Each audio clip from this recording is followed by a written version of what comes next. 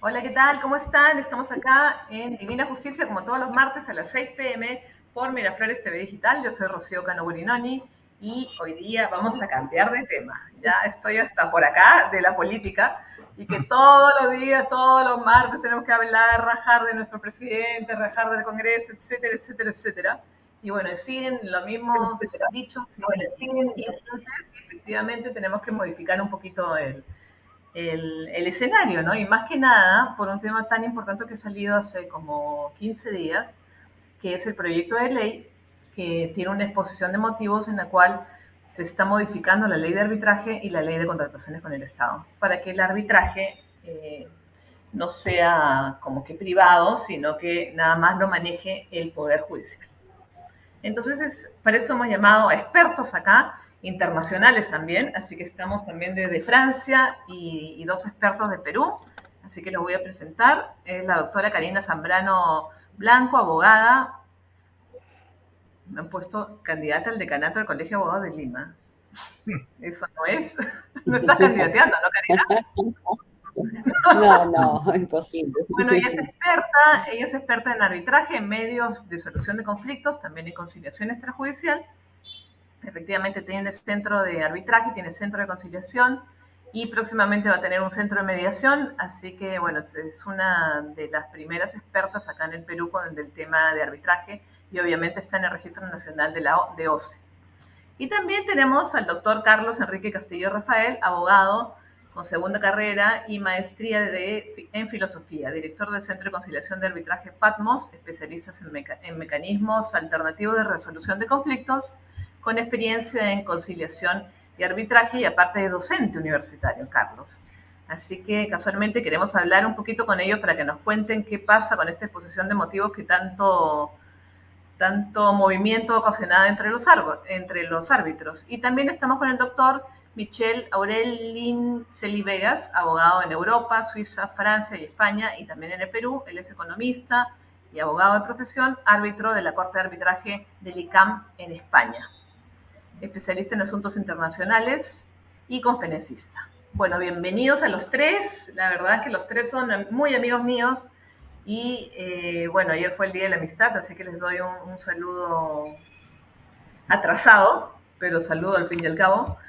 Y bueno, quiero empezar con este tema. ¿Qué les parece este proyecto de ley? ¿No? Y también, bueno, estamos acá con un árbitro de España, ¿no? Del ICAM, que más o menos también nos puede dar su perspectiva de ver si efectivamente estamos por buen camino en el Perú o no. Vamos a darle primero el pase a las damas. Doctora Karina Zambrano, bienvenida al programa. ¿Cómo está? Gracias, Rocío, por la invitación. Gracias por permitirme compartir la tribuna con Michelle y con Carlos y grandes amigos, y contigo también, porque es un tema pues en el cual realizamos nuestra actividad laboral, los cuatro somos árbitros y nos va a encantar hablar de este tema, ¿no? Muchísimas gracias. Bueno, cuéntanos, ¿cuál es tu impresión con respecto a esta exposición de motivos que ha salido? Mira, ese proyecto de ley que busca modificar la ley de arbitraje y la ley de contrataciones del Estado, ley 3225,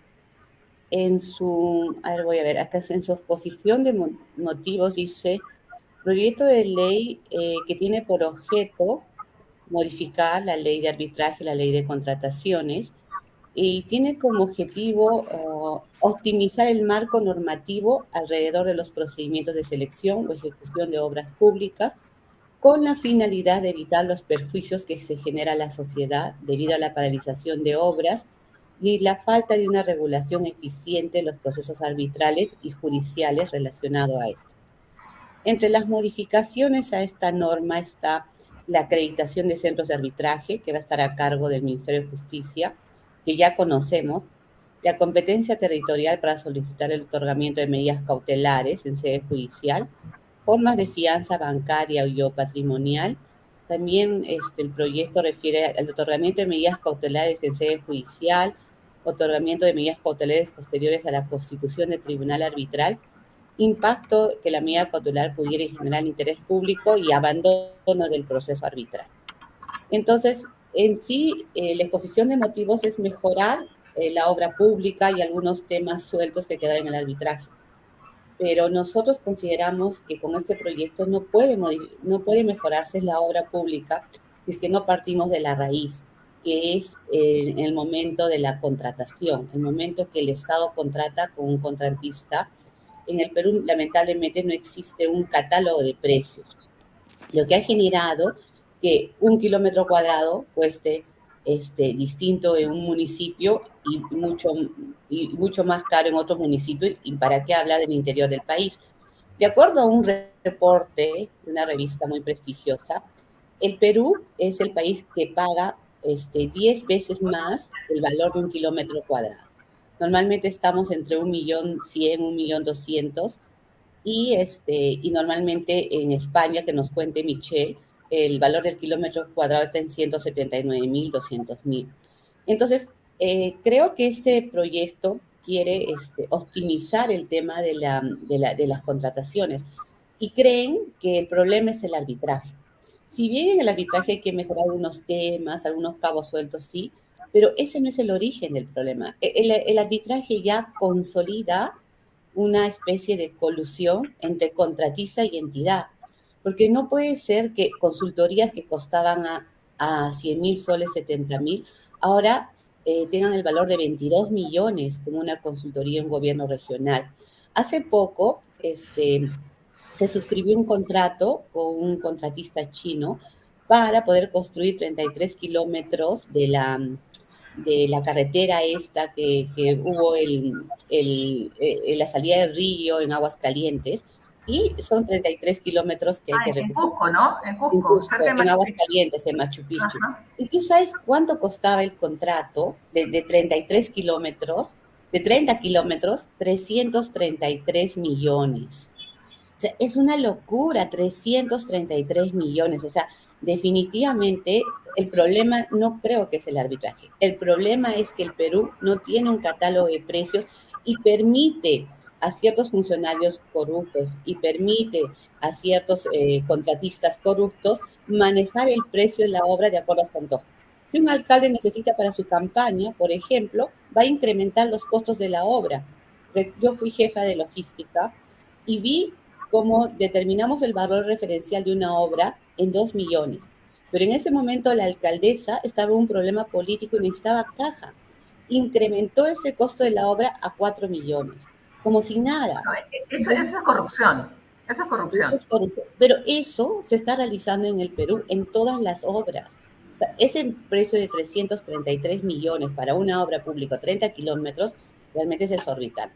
No sé en qué está ese contrato, parece que hay ciertos cuestionamientos, pero esa es la realidad del Perú. O sea, el origen está en que el Perú no tiene un catálogo de precios, no sabe cuál es el precio y permite a ciertos funcionarios y contratistas manejar el precio a su antojo y de acuerdo a sus intereses. Y lo que hace el arbitraje solo es verificar si una de las partes cumplió o incumplió. Tuve un arbitraje hace poco que me pareció escandaloso, era de un hospital, con esto termino, era de un hospital que requería agentes de seguridad.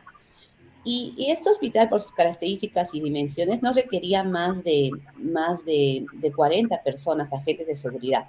Tenía 400, parecía un penal, y realmente fueron a trabajar los 400, nunca, solo fueron a trabajar los 40. Entonces te das cuenta, se están lanzando procesos de selección en obras, bienes y servicios totalmente sobrevalorados, con números inexactos, con valores más muy altos de los kilómetros cuadrados. Entonces es algo que el arbitraje no va a solucionar.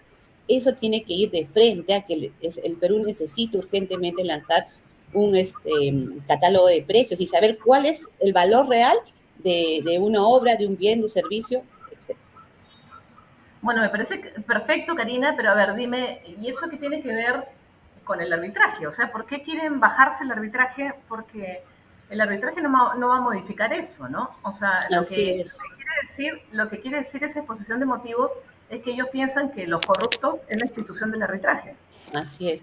Bueno, sí hemos tenido casos aislados como el tema del caso Orellana, hemos tenido ciertos temas aislados de arbitraje, como toda institución, no lo podemos negar. Pero eso es un, qué sé yo, máximo un 5%. El 95%, 90% de los procesos arbitrales es realizado por gente honesta como tú y yo, por que tiene filtros de calidad, que tiene los principales centros de arbitraje del Perú, como los arbitrajes que realiza, por ejemplo, gente como Michel Celis, que no solo es un árbitro nacional en contratos con el Estado, sino es un arbitraje internacional, y Carlos Castillo, que ha sido director de arbitraje del Ministerio de Justicia. Entonces, De Mingus, o sea, exactamente. o sea, mira, Michelle, Carlos, Rocío, son un gran ejemplo de que existen árbitros honestos. ¿Y sabes cuál es lo más positivo del arbitraje? De que, de que solo se va nula o se cuestiona la decisión en máximo un 20%, frente al Poder Judicial que se cuestiona 80%, o sea, es al revés. Entonces, definitivamente el arbitraje es una institución muy buena, muy sólida, pero sí hay casos aislados y faltó a los árbitros y centros de arbitraje denunciar esos casos públicamente. Los centros de arbitraje, los principales centros se callaron, no dijeron nada, y eso es lo que generó que permitiera esta situación en la cual estamos ahora, que tiran al arbitraje del culpable de esto y en realidad no lo es, ¿no? O sea, es un mecanismo muy eficiente de resolución de conflictos, como lo es la conciliación, como son las JRs, como es la mediación. Es decir, sí es una institución positiva en el Perú. Ok, bueno, muchísimas gracias, Karina. No te vayas, todavía seguimos la discusión y el debate. No sé si quiere primero hablar Carlos o Michelle, es con respecto a lo mismo, ¿no? Carlitos, tú cuéntanos, o sea, ¿cómo ves la situación de este proyecto de ley, bueno, que ha salido su exposición de motivos y en la cual como que ha alterado el gallinero, por decirlo de alguna manera, a nosotros los árbitros, ¿no? Bueno, totalmente en contra, porque es un despropósito, tal como lo indica Karina. Efectivamente, este proyecto, que todavía puedo llamarlo una suerte de presunto, porque todavía no se encuentra en el Congreso de la República, por lo menos en el portal no se ha presentado todavía en la lista de proyectos de ley, pero sin duda está hecho con esa finalidad. Modifica tres leyes, ¿no? La ley de arbitraje, la ley de contrataciones, el tubo de la ley 30.225 y la ley de proceso contencioso administrativo. En cuanto al arbitraje, modifica 4 artículos que han sido efectivamente reseñados por Karina. Y todo esa modificación se justifica, porque el mismo título del proyecto lo dice, es para garantizar la adecuada ejecución de las obras públicas. Como si la modificatoria de la ley de arbitraje va a garantizar la adecuada ejecución de las obras públicas. Claro, por ahí voy, ¿no? O sea, ahí es algo que yo lo siento como algo que no tiene nada que ver una cosa con la otra. Por eso le preguntaba a Karina, ¿en verdad qué tiene que ver el arbitraje con eso? Efectivamente, hay una falacia de falsa causa, ¿no? Están atribuyéndole de alguna manera al arbitraje una responsabilidad en la mala o ineficiente ejecución de la obra pública, cuando es al revés. Debido a que hay problemas en la ejecución de la obra pública, en esa fase de la ejecución contractual, es que se utilizan mecanismos alternativos como el arbitraje, no es solamente ese, la conciliación o la Junta de Resolución de Disputas son otras posibilidades. Y lo peor aún, a mi juicio, es que pretenden repetir ese error casi histórico en nuestra forma de entender la necesidad de una regulación normativa. Estamos cayendo en la sobreregulación en lugar de la innovación.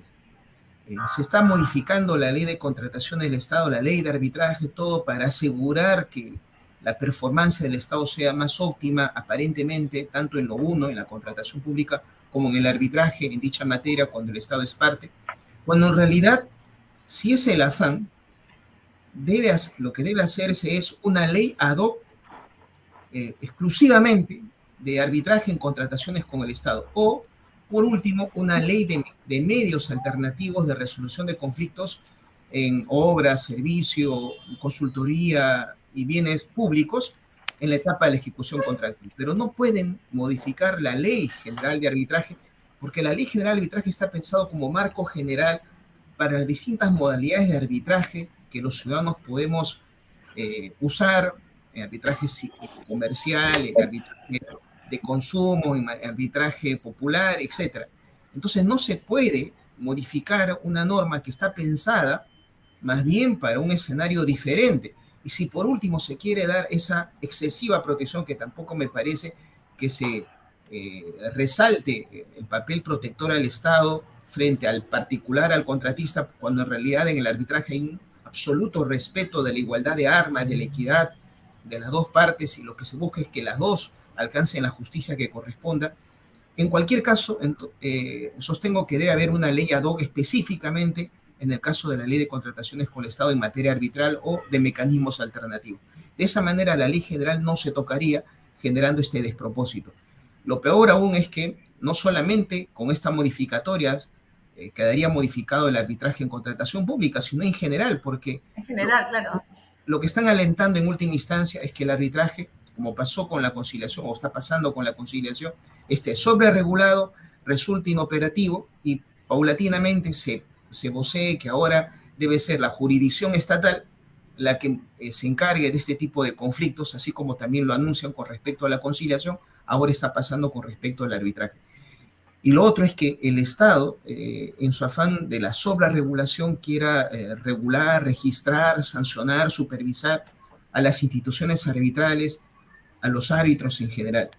Creo que el Ministerio de Justicia en ese punto debe hacer una suerte de balance, cuál ha sido su performance en ese tipo de función con respecto a la conciliación.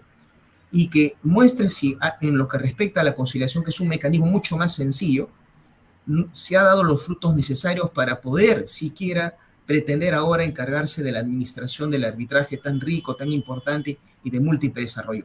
Yo considero de que el Ministerio de Justicia no ha dado la talla todavía en la conciliación extrajudicial, y sería un grave error que asuma la responsabilidad en el caso del arbitraje de la manera como se encuentra en este momento. Así que hay varias aristas de este proyecto que nos hacen recelar de su efectividad y de su razonabilidad en cuanto a su implementación.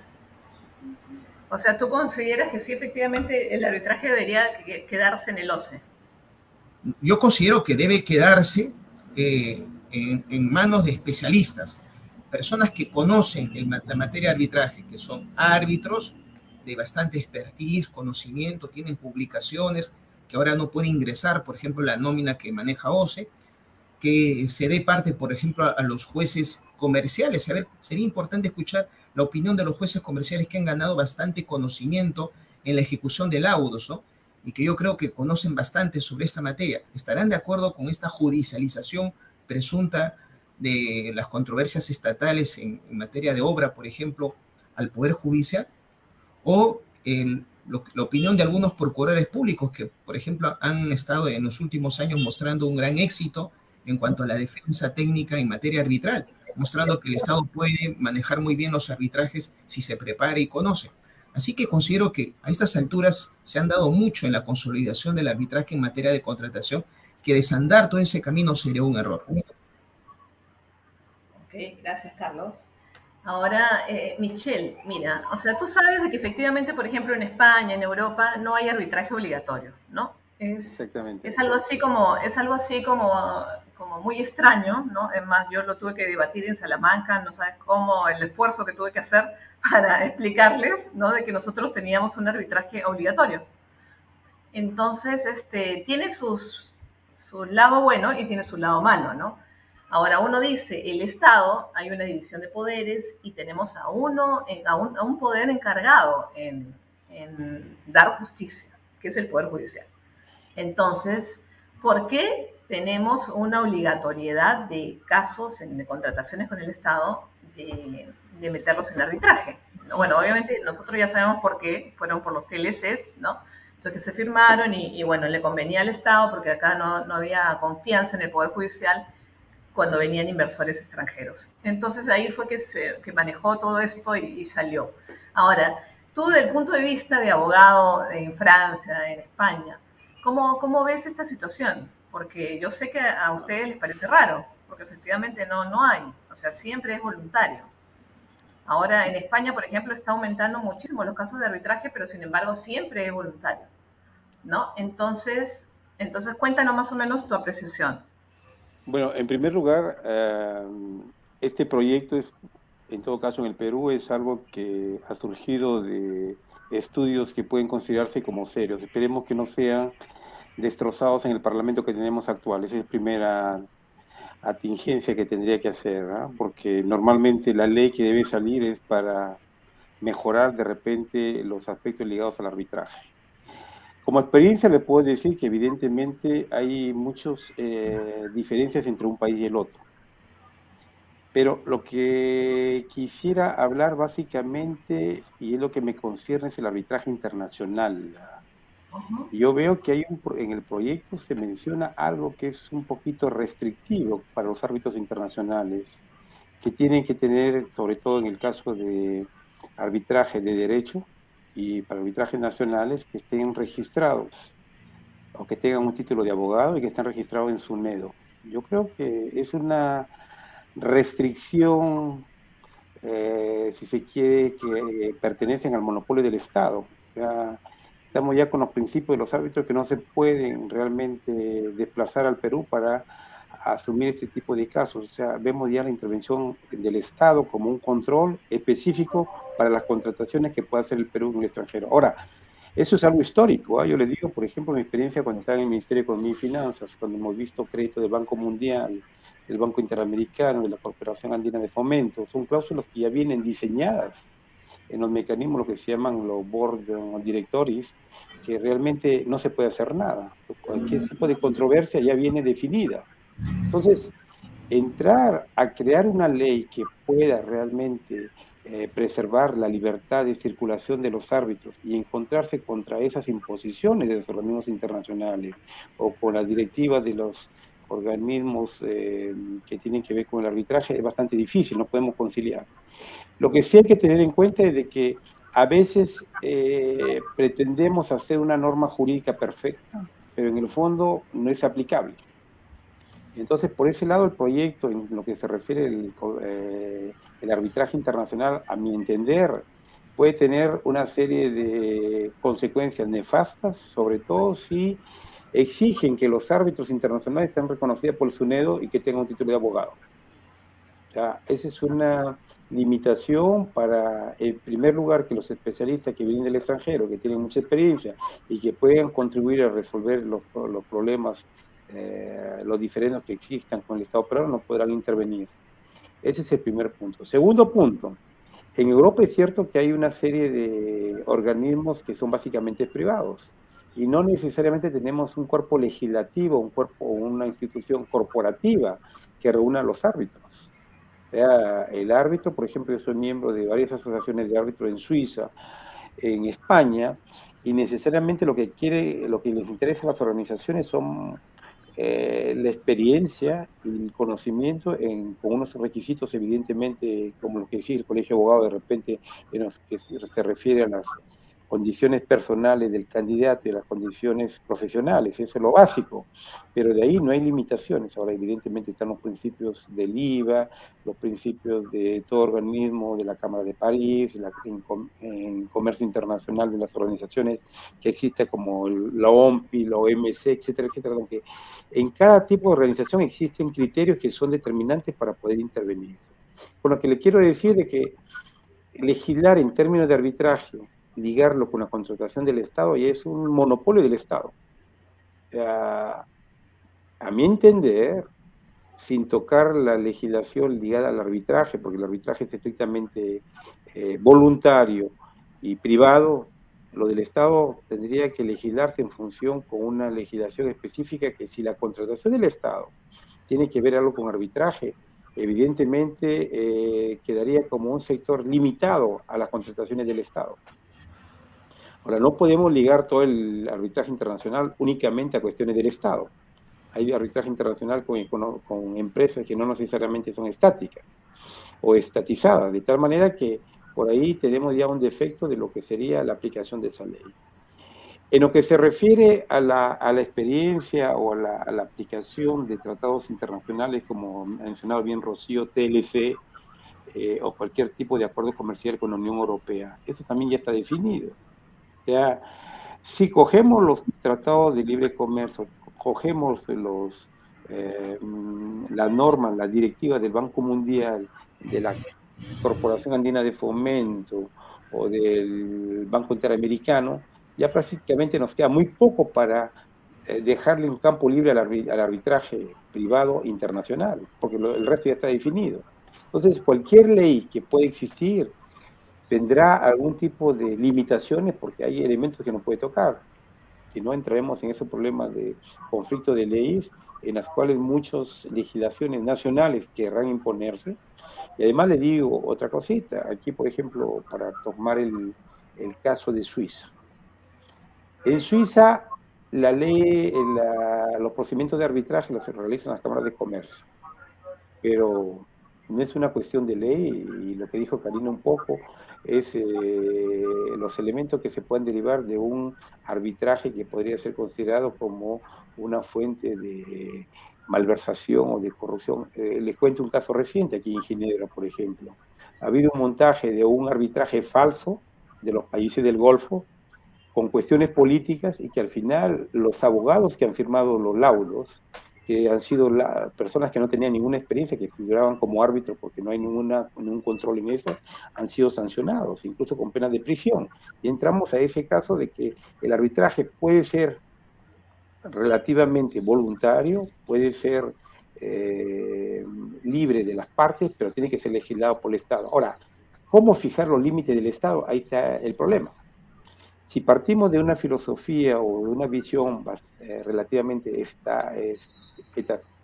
Estado al 100%, entramos en el problema de que todo se resumirá a las condiciones del Estado. Si partimos a la parte de la liberalización del sistema de arbitraje, caemos en todo eso que significa distorsiones del arbitraje en sí mismo. O sea, crear un sistema de arbitraje para hacer aparentar que un laudo es válido entre las partes y darle efecto de cosa juzgada y ser reconocida por un juzgado en uno u otro país, relativamente es fácil cuando hay intereses que son muy comprometedores, sobre todo de grupos políticos que tratan de hacer un arbitraje en un país tercero para hacerlo valer en el país en el cual tiene que tener un efecto. O sea, para indicarles que es muy probable tener en cuenta que todas las leyes dependen de lo que quiere el legislador.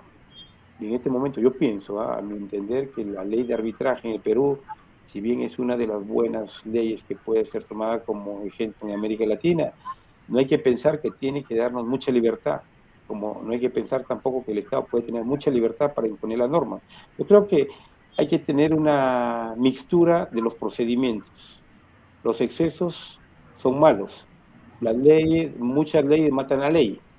Entonces, tomemos lo bueno que tienen las organizaciones internacionales o las cámaras de comercio o los organismos privados que manejan bien el arbitraje desde el punto de vista técnico y sigamos ese ejemplo. O sea, no nos centremos únicamente a criticar si la ley es buena o mala. Pensemos que la ley será buena o será mala en función de la realidad del país. Y la mayoría de problemas que ahorita pretende el Estado solucionar con la nueva ley es simplemente los problemas del Estado.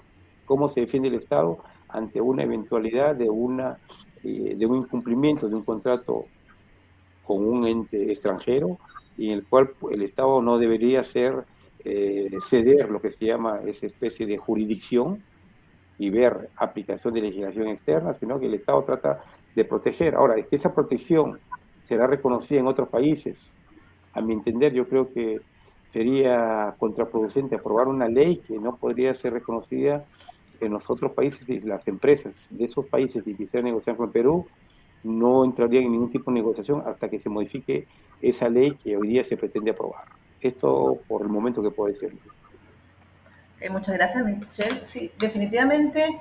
Bueno, también quería preguntarte sobre la Junta de Resolución de Disputas en los países donde ejerces, allá en Europa, ¿no? Pero bueno, ahora quiero preguntarle a Karina con respecto a esto, ¿no? Bueno, sí, como dijo Carlos, tiene razón. Todavía ni siquiera está en la bandeja de proyectos de ley, ¿no? Pero bueno, ya salió la exposición de motivos. Hay muchos proyectos de ley que no se han llegado, ¿no? Acuérdate que querían sacar el arbitraje ad hoc y quedaron allí. No se pudo. Entonces, y muchas cosas así que quedaron en el tintero, por decirlo alguna cosa. Es decir, el Congreso lo estuvo manejando. pero quiero ir un poquito más allá. O sea, quiero reflexionar con ustedes con respecto a si esto está siendo manejado políticamente. Ya hemos visto lo que dijo Michelle, de que efectivamente los árbitros extranjeros no podrían acá ejercer en el tema de contrataciones con el Estado. Bueno, sí, obviamente. Y el tema de la SUNEDU, Michelle, te cuento que ha sacado una norma, ¿no?, que ya ha sido aprobada en la primera legislatura, falta la segunda legislatura, en la cual ya la SUNEDU ya no va a ser SUNEDU, ¿no?, sino va a volver todo a la Asamblea Nacional de Rectores. Entonces eso también es una cosa de que no se sabe hacia dónde estamos partiendo, ¿no?, y hacia dónde vamos. Entonces, efectivamente, ahí agarramos. Ahí hay algo político. Yo sí le veo en el fondo algo político. Casualmente lo estuve conversando con Karina el día de ayer, ¿no?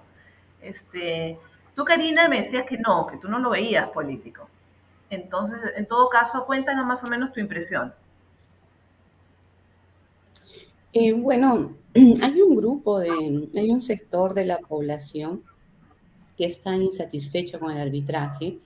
E incluso el ministro de Justicia dijo de que los grandes problemas se solucionaban en buffets grandes y usaban el arbitraje como forma de consolidar sus delitos, ¿no? Es decir, en realidad hay un descontento de un sector de la población y el gobierno actual ha tomado ese descontento y lo ha puesto como su caballito de batalla.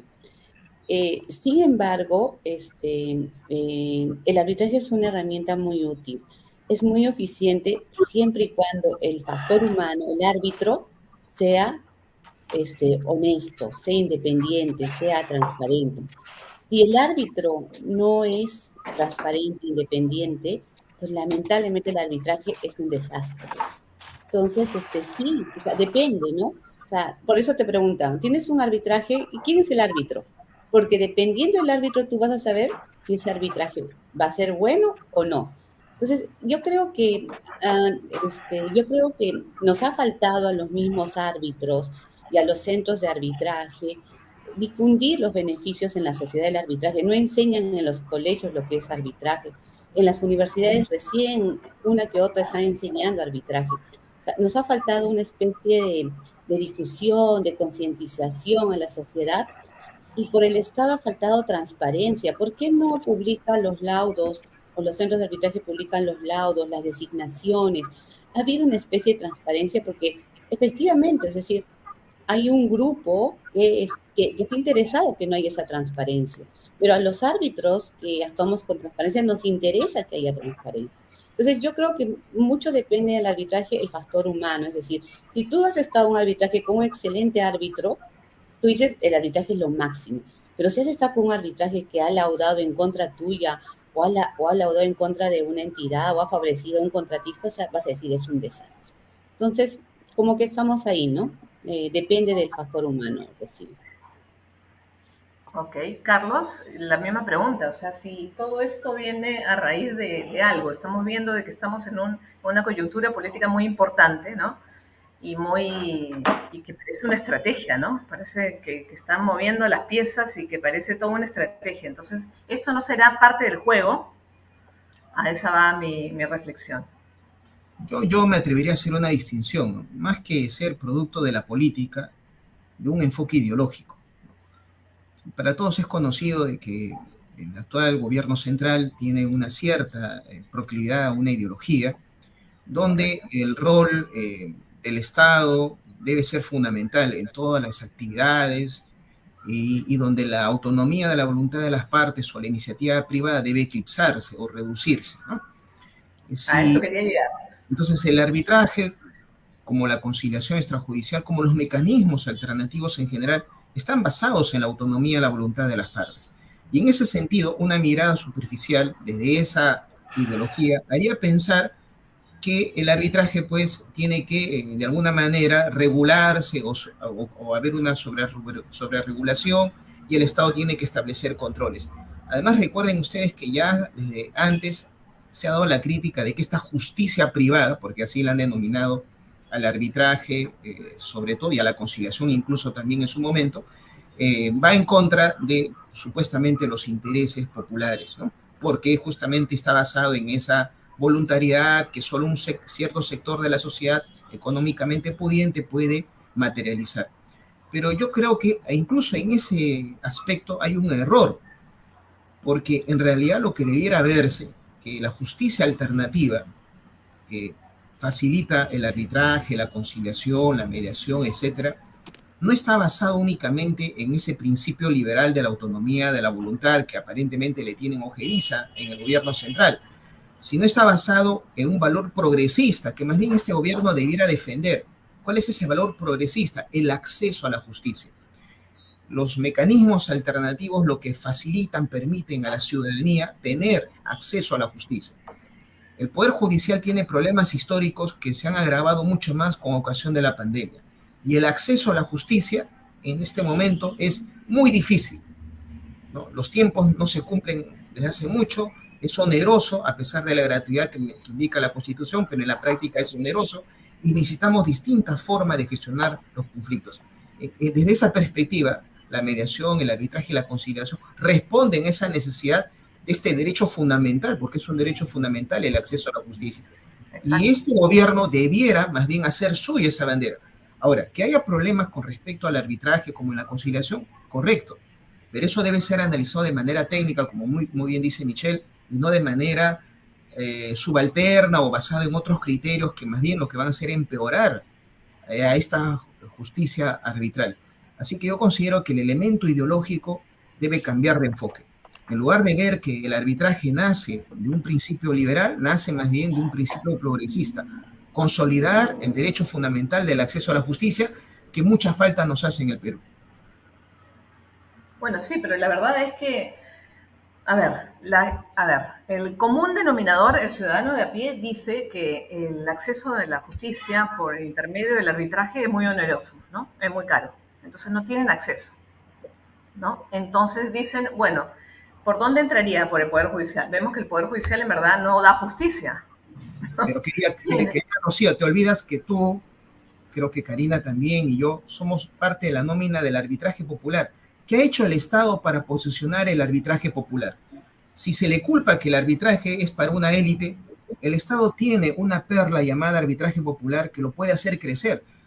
Cuando yo estuve en el área de arbitraje, disculpe que hable en primera persona en este punto, logramos en esa modificatoria inicial de la ley de arbitraje hacer que el tope de la cuantía, que era un techo de 20 UITs para temas de arbitraje popular o de baja cuantía, aumentara, precisamente para que hubiera mayor uso por parte de la población de este mecanismo alternativo. Pero a estas alturas el arbitraje popular casi está extinto.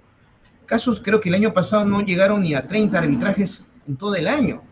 Eso es inaceptable, ¿no? Entonces ahí hay un error del Estado. El Estado más bien debiera decir cómo justifica que su arbitraje que están ellos administrando no lo pueden posicionar y en cambio quieren entrar a regular un tema de arbitraje general que no lo pueden manejar tampoco. Bueno, y ahí hay también falta de información, porque efectivamente nosotros somos el país que más leyes tiene, porque eso no lo digo yo, sino se sabe que es así, y sin embargo no están reglamentadas, se modifican, es decir, nadie las conoce, etcétera, etcétera, ¿no? Entonces también tenemos que ver el lado de si efectivamente hay acceso o no hay acceso. O sea, ¿quién sabe el arbitraje popular? Muy poca gente. Entonces, bueno, sí, obviamente le compete al Estado hacer la publicidad, ¿no? Y decir, bueno, por si acaso, el arbitraje no siempre es caro, ¿no? Puede haber un arbitraje popular, ¿no? Que es sumamente barato, pero bueno, no lo hace. Entonces, ahí volvemos, ¿no? ¿Qué cosa es lo que quiere? O sea, ¿a qué está jugando el Estado, no? Rocío, si me permites, por ejemplo, sobre ese punto del arbitraje popular. Bueno, sí, por favor. De repente hay algunos elementos que ustedes conocen, pero parece que en el Perú no se aplica y de repente tomará tiempo para aplicarse. Es la intervención de terceros en el financiamiento de los procedimientos de arbitraje. Es decir, que hay muchos fondos, sobre todo en Europa, se están promocionando esto para financiar los procedimientos de arbitraje. Hablamos de una justicia que mínimo los financiamientos entran a partir de 3 millones de dólares, por decirle. Entonces ya no es popular eso. Lo que sí entra en juego es cuál es el criterio para otorgar ese financiamiento. Por ejemplo, hay estudios de abogados que son seleccionados de ya sobre una lista de algunos poseedores de fondos de inversiones para los arbitrajes, de tal manera que ya somos de una manera u otra seleccionados. Es decir, este arbitraje es una manera de levantar dinero, porque estamos seguros que vamos a ganarles a un estado determinado. O sea, esa figura probablemente en el Perú, no sé si existirá o de repente está todavía muy prematuro, pero es la moda que estamos ahora viviendo en Europa y en Estados Unidos. Entonces, ahora, esa transformación del arbitraje para los grandes capitales ya entra una transformación también de los principios del arbitraje, que entra la confidencialidad, porque cuando aparece una tercera entidad a financiar un procedimiento de arbitraje, evidentemente una u otra parte va a requerir al tribunal arbitral que se revele quién es la fuente de financiamiento de ese arbitraje.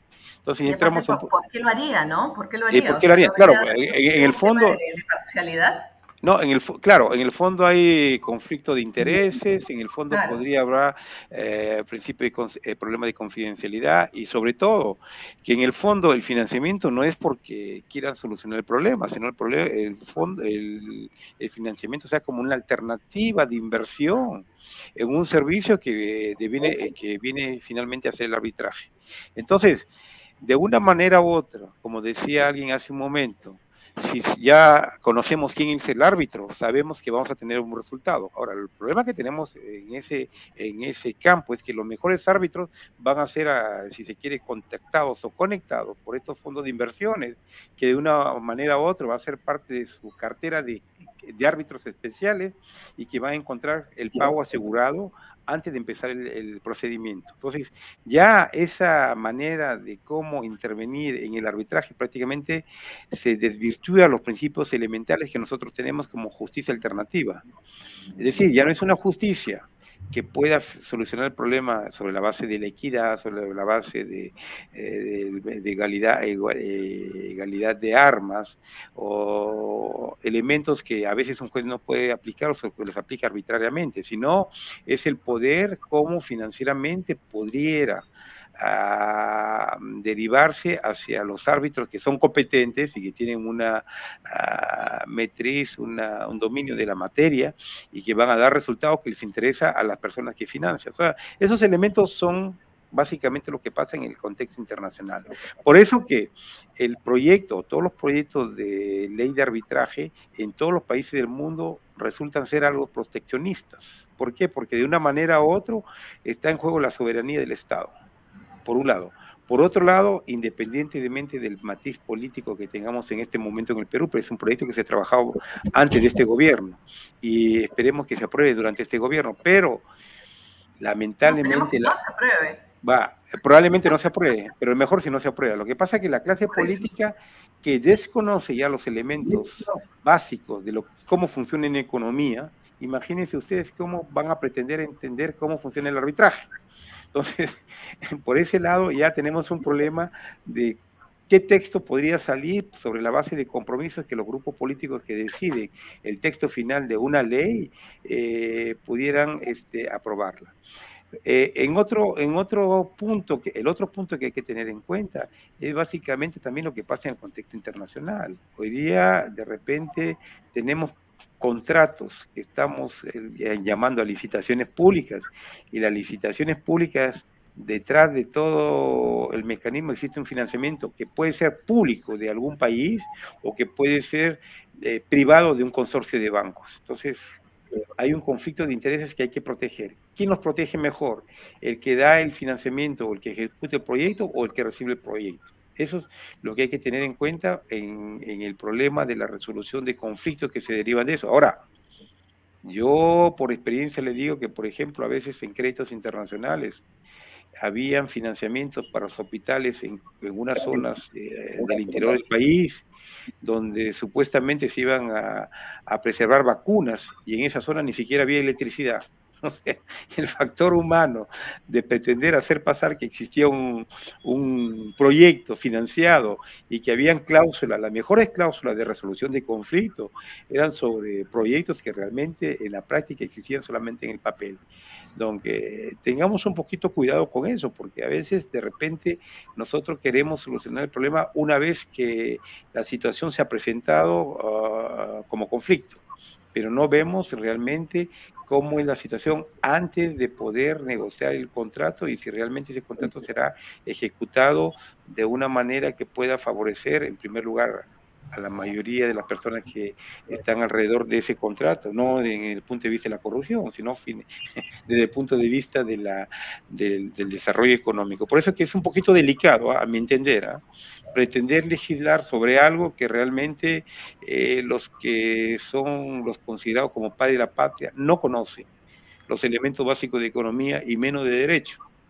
Entonces, ese conflicto que siempre habla en la conformación de un equipo técnico para poder establecer una ley que pueda ser equilibrada, justa, no la vamos a tener. Por eso, estos elementos que le estoy mencionando lo vemos aquí también los problemas en los países en Europa, o sea, el arbitraje que hay en Francia, que han habido con mercados con concursos públicos también, es porque han habido montajes de empresas, de monopolios, para comprar servicios del Estado y evidentemente poder beneficiar de las ayudas del Estado. Por ejemplo, le voy a dar un ejemplo ahora. Esto de la energía solar es la moda en Europa.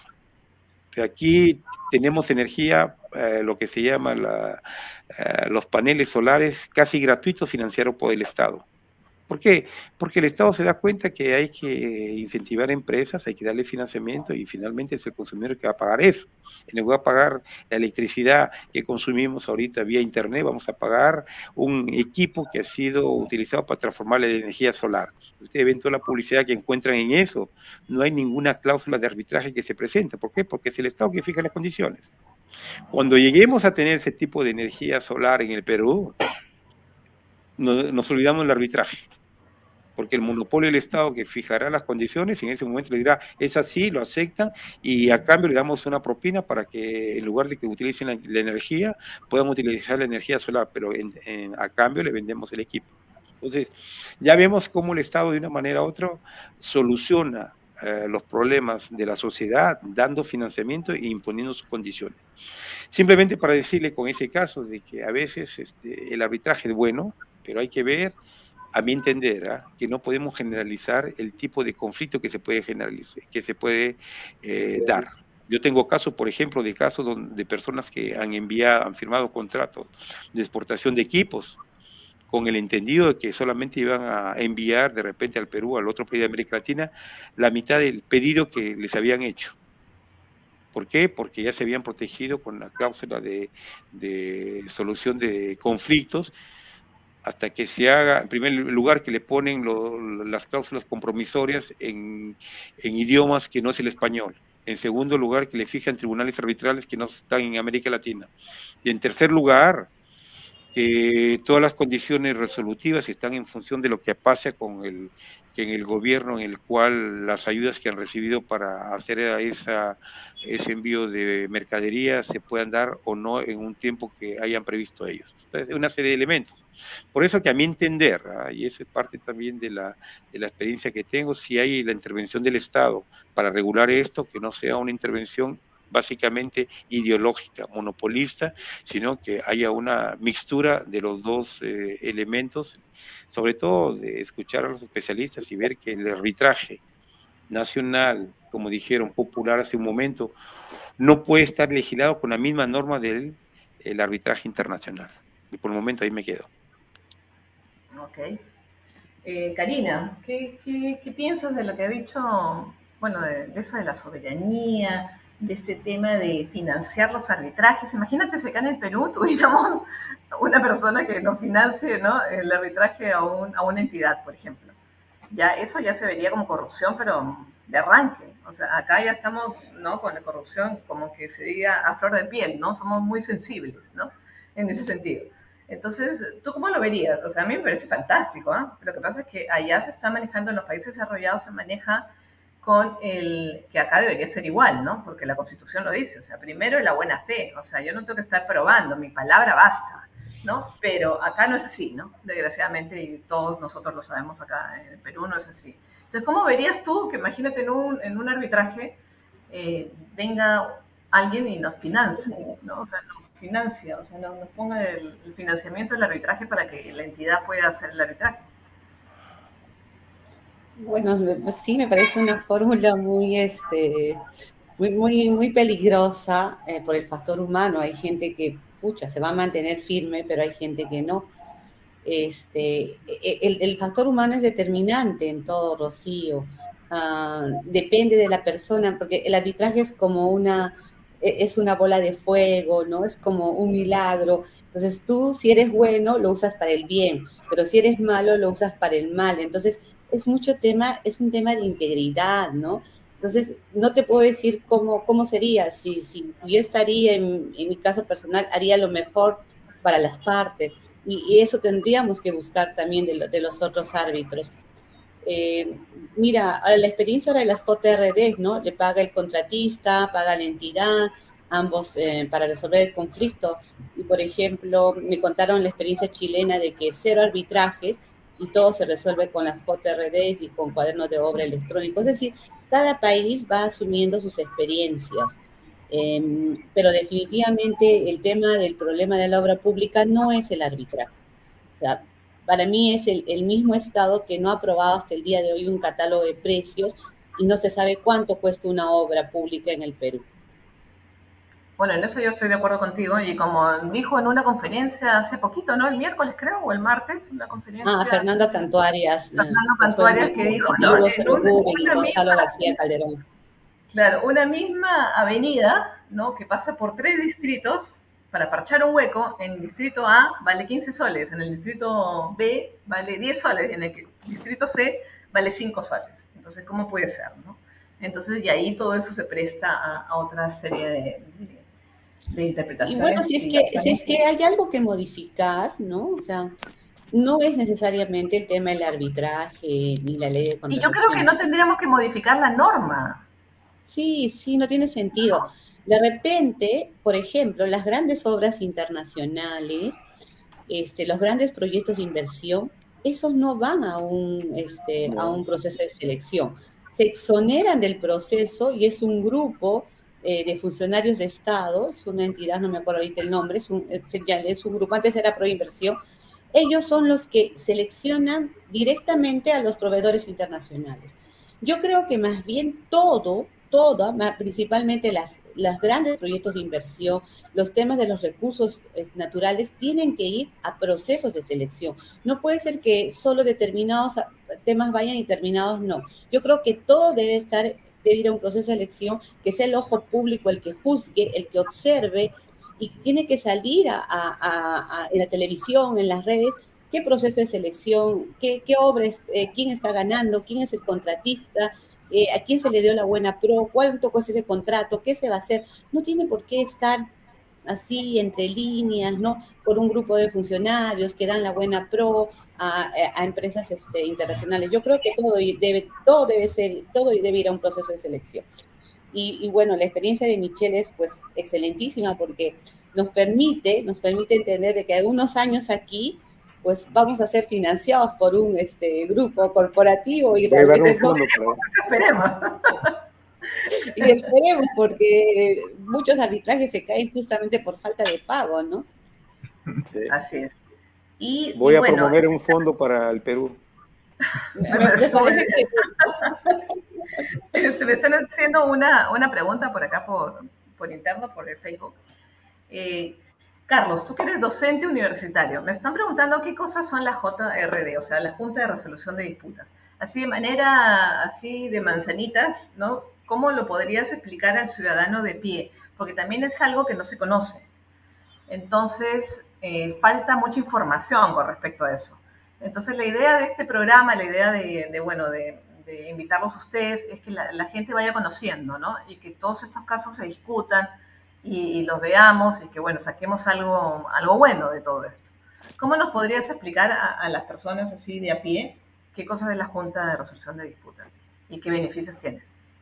Bueno, es un mecanismo alternativo novedoso porque tiene pocos años en nuestro país, por el cual especialistas, porque en realidad se habla de personas con conocimiento, años de expertise, ¿no? Adjudicadores que tienen profesiones diversas, ingenieros, sobre todo, pero también son importantes los abogados, quienes van a dar una opinión muy juiciosa, ponderada, después de un análisis sesudo, a la naturaleza de la controversia que tenga una entidad o un contratista, que lo más probable sea la futura decisión que adopte un tribunal arbitral en el caso de que fueran a un arbitraje, ¿no? Obviamente estos casos están en función de la cuantía, ¿no? Tienen que ser una cuantía de cierto monto para que puedan aplicarse este mecanismo alternativo, ¿no? Y también es con respecto a ciertas materias que están definidas todas en la ley de contrataciones con el Estado. Creo que la ventaja de este mecanismo es la calidad de los especialistas, ¿no? Que tienen conocimiento de obra pública y que pueden incluso, ¿no? Tener una mayor posibilidad de desplazarse, conocer in situ, ¿no? Las características de la obra y tomar una decisión bastante juiciosa, basada en los hechos, en los aspectos técnicos, etcétera, ¿no? Y creo que la Junta de Resolución de Disputas que viene detrás, ¿no? Porque la conciliación extrajudicial y el arbitraje han estado prácticamente desde el inicio, ¿no? Como mecanismos alternativos en la etapa de la ejecución contractual, que se esperaba que en un momento la conciliación se convierta en la primera opción, ¿no? En frente a controversias del Estado, ¿no? Para que el Estado supuestamente evite arbitrajes donde pierda ya desde el inicio, porque ya se sabía que iba a perder y mejor opte por la conciliación. Sin embargo, la conciliación no ha terminado por arraigar y bien la Junta de Resolución de Disputas está tomando ese protagonismo, ¿no? Convirtiéndose en una dupla con el arbitraje, ¿no?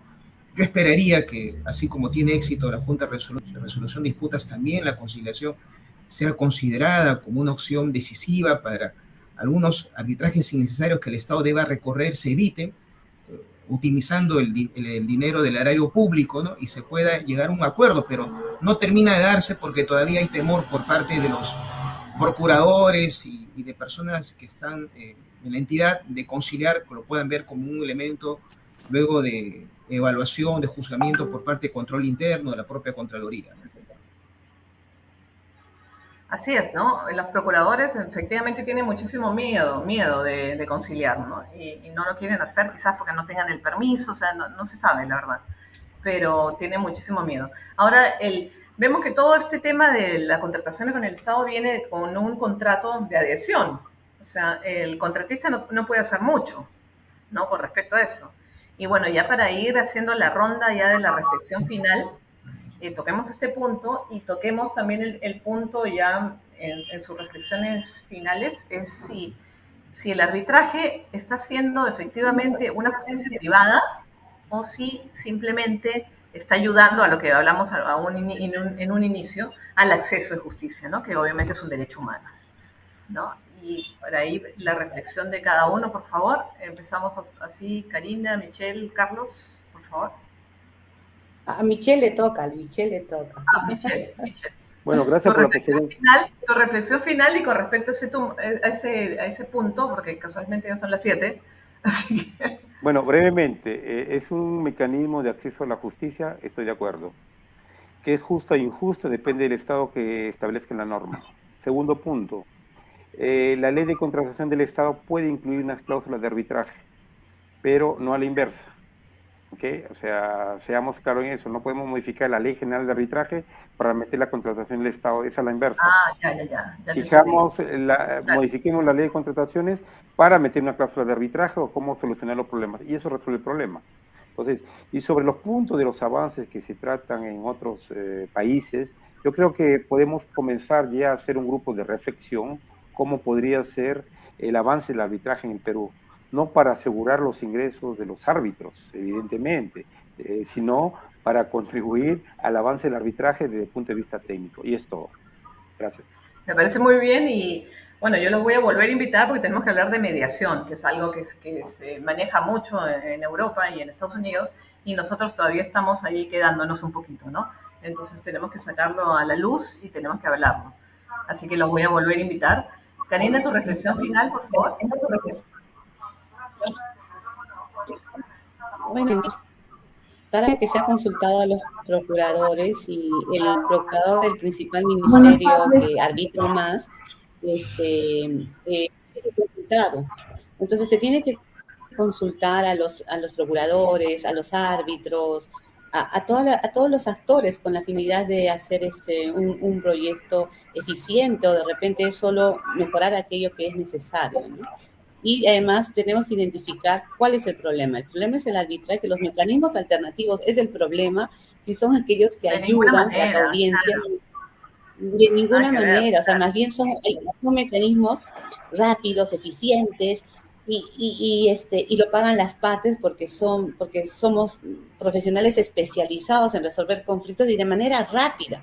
Hablas tú de acceso a la justicia, pero también hablemos del tiempo en que se resuelven los conflictos. ¿Es válido resolver un conflicto más de 3 meses? Imposible. Las empresas quiebran, fracasan. Entonces, es importante el tema de identificar quién es el origen del problema. Me parece muy bien. Y bueno, en cuanto a procesos, tengo procesos constitucionales que duran 11 años, es una vergüenza. Y estamos hablando de procesos constitucionales. Así que imagínense, ¿no? No hablemos de los otros, ¿no? Carlos, tu reflexión final, por favor. Claro, bueno, las obras humanas siempre son perfectibles.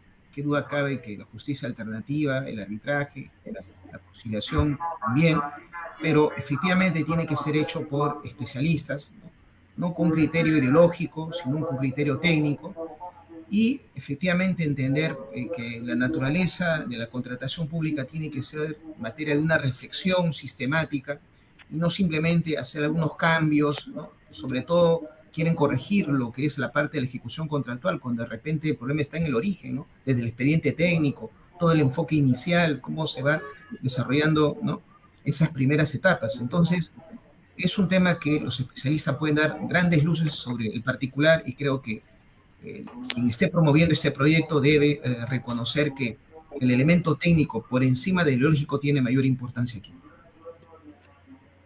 Bueno, totalmente de acuerdo y efectivamente, bueno, vuelvo a meter algo de política, vemos que en nuestro gabinete no son técnicos, ¿no? O sea, la gente está puesta allí y ya vemos los escándalos diarios, ¿no? Del ministro actual de Justicia, el viceministro que renuncia, porque el viceministro sí es técnico y el otro no, y etcétera, etcétera, etcétera. O sea, no están llamando a gente técnica para manejar y menos van a llamarlos para manejar normas, ¿no? Que después las va o no a aprobar el Congreso, ¿no? Y instituciones tan importantes como los medios alternativos. Bueno, vuelvo a decir que los invito, por favor, para otro martes, vamos a ver qué martes, coordinamos para hablar del tema de mediación, que es bastante importante, y creo que eso nos puede ayudar un poquito a mejorar el acceso a la justicia en este país. Bueno, con esto los dejo. Muchísimas gracias a todos por vernos acá en Divina Justicia. Nos vemos el próximo martes a las 6 p.m. como siempre. Y muchísimas gracias, Michelle. Muchísimas gracias, Carlos. Muchísimas gracias, Karina. Y un besote a todos. Muchas gracias. Nos vemos el próximo martes. Rocío, por promover los mecanismos alternativos y que la gente y la audiencia conozca de sus beneficios. Esa es la idea, ¿no? Ir poniendo un granito de arena para que la gente vaya conociendo y no le sea tan raro el asunto y lo pueda manejar bien, ¿no? Y, bueno, como dijo Carlos también, el acceso a la justicia. Eso es muy, muy importante. Muchísimas gracias. Gracias, Rocío. Bueno, nos vemos, Rocío. Muchas gracias, Carlos, Michelle, Karina. Nos vemos. Un besote. Y todos ustedes nos vemos el próximo martes, como siempre, a las 6 p.m. acá en Divina Justicia. Chao. Chao, nos vemos. Gracias.